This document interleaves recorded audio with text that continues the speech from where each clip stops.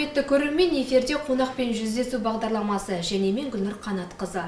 Бүгін бізде қонақта Қазақстан Республикасы сыбайлас жемқорлыққа қарсы іс-қимыл агенттігінің жанындағы арнайы мониторингтік топтың мүшесі, ақпараттық ағарту жұмыстарын жүргізу бойынша республикалық штабтың төрайымы, Қазақстан Республикасына белгілі этнодизайнер, қолөнерші, құрақшы Ырза Тұрсынзада. Қазақстан Республикасына белгілі режиссер, сценарист, жазушы, қоғам қайраткері Ермек Кәрімжанұлы Тұрсынов.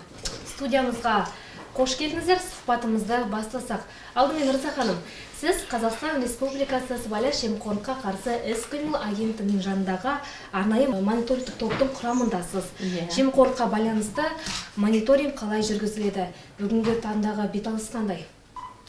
Бұл мониторинг топ агенттік жанынан, республикалық агенттік жанынан арнайы мониторинг топ құрылды. Мен сол Нұрлан Ерімбетовтің кезінде мен сол жерге мүше болып кірдім. Қазір ол жерде Айгүл Соловьева ханым, ары қарай жаңағы төрелік жасап жүрген бір тамаша топ. Қызметі елдің ішінде сондай бір белсенді, елдің ішінде көптеген халықтың тұрмыс салтын, әл-ауқатын жеңілдетуге арналған талай сол мониторинг топтың ұсынысымен біраз дүниелер өзгерді. Мынау естеріңізде болса, мынау сон жаңағы елге қызмет көрсету орталықтарында.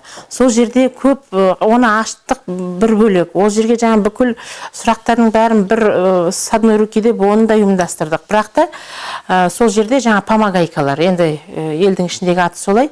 Сол помогайкаларға жаңа тайный покупатель деп солардың барлығын тазартқан осы мониторинг топ мүшелері.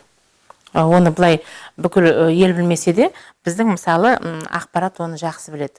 Сонан кейін бұл мониторинг топ тек қана жаңағы елге қызмет көрсететін жер емес, осы мемлекеттің кез келген секторына, кез келген министрлікке, кез келген жаңағы оқу орнына тікелей барып, сол жердегі өздерінің сыбайластыққа байланысты риск. Сол жерде қандай коррупционный риск бар, соның барлығын өзі сараптап, орталыққа жеткізіп, соған біз жаңағы үлкен бір шешім қабылдап, я болмаса сол дерттен құтылудың жолдарын іздеп, талай еңбектер жасалынды. Енді мына біздің штаб, мен мониторинг топтың мүшесімін, біздің штаб ол осы жақында құрылды, республикалық агенттік жанынан. Бұл штабтың аты ақпараттық ағарту сараптама штабы, ақпараттық ағарту. Бұл жаңағы сыбайластық пен жемқорлыққа қарсы осы нарықпен келген дертке қалай қарсы тұра аламыз. Ол тек қана жаңағы агенттіктің қызметі емес, ол тек қана Ішпекбаев мырзаның қызметі емес. Ол бүкіл жаңағы кішкентай жобадан бүкіл ұлттық қозғалысқа айланды. Расында да мына қазақ даласында бұл болмаған жағдай. Осыншама қазіргі бүгінгі осы тәуелсіз заманда осындай нарықпен келген бір дертке қарсы тұратын бүкіл ұлттық сананы ояту керек. Қазіргі біздің топтың алға қойған мақсаты сол. Жаңа мысалы осының алдында бүкіл өңірдің мектеп ұстаздарымен кездестік. Өте бір жақсы, бір тартымды кездесу болды.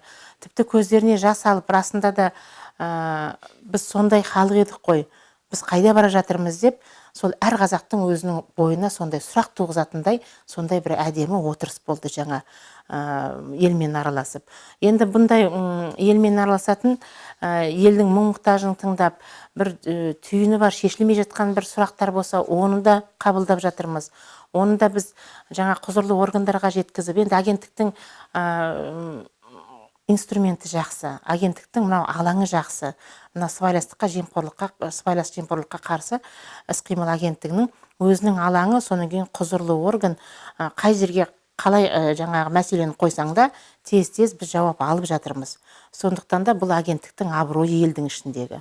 Жақсы. Ермек Кәрімжанұлы, елімізге белгілі режиссерсіз. Шетелде де біраз уақыт тұрып қайтқандығыңыз бар.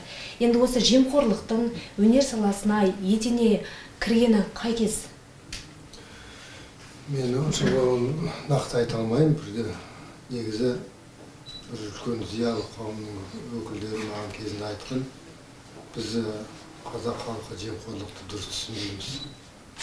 Бұны кезінде біз басқа сөзбен айтатынбыз. Бұл енді жақсы бір жылы қарым-қатынас, достық, туыстық қарым-қатынас болатын. Жемқорлық деген ол жаңадан шыққан сөз. бұл сырттан келген бұл дерт өте жұқпалы ауру, соған біз қазір ұшырап қалдық та. Енді мына агенттіктен жаңадан осындай ұжымдар ашылып жатыр. Сонда мен атсалысып өзім кірдім. Спектакльда мен өзім жеке кездесуге біраз әңгіменің басына қойып тастадым. Сонда ол мен онша үгіттеген жоқ насихат. Сол бар жаңағы. Негізі мен көптен бері ел біледі ғой, мақалаларда жазғанда сын көзбен жазатынбыз. Көпшілік сонда айтады, сен неге қайта-қайта біздерге асынай бересің, өзі неге араласпайсың дегенге, мен өзімді араласа кеттім. Елмен жүздесетін болдым, кездесем, өзі ойлаған түйгенімді айтып жүрем, көргенімді айтам, өзі айтып осы сыртта көп жүрдім деп. Жалпы мен шетелде 12 жыл тұрып келген адаммын. Үлкен бір өркениетті Америкадан бастап Канада, Европа елдерде тұрғаным бар. Сондықтан сол жақтардың тұрмысына қарап отырып, қайтып келгеннен кейін бір жағынан енді қарным ашады, неге бітіп оңай болмайды деп. Енді атсалыспен өз қолымнан келген көмегімді жасағым келеді. Сол себептен қатыстым. Рахмет, алтындай уақыттарыңызды қиып, сұхбат бергендеріңізге көп-көп рахмет, алғысымды білдірем. Бастап жатқан бастамаларыңызға толағай сәттілік. Рахмет. Осымен қонақпен жүздесу бағдарламасы аяқталды. Амандықта жүздескенше.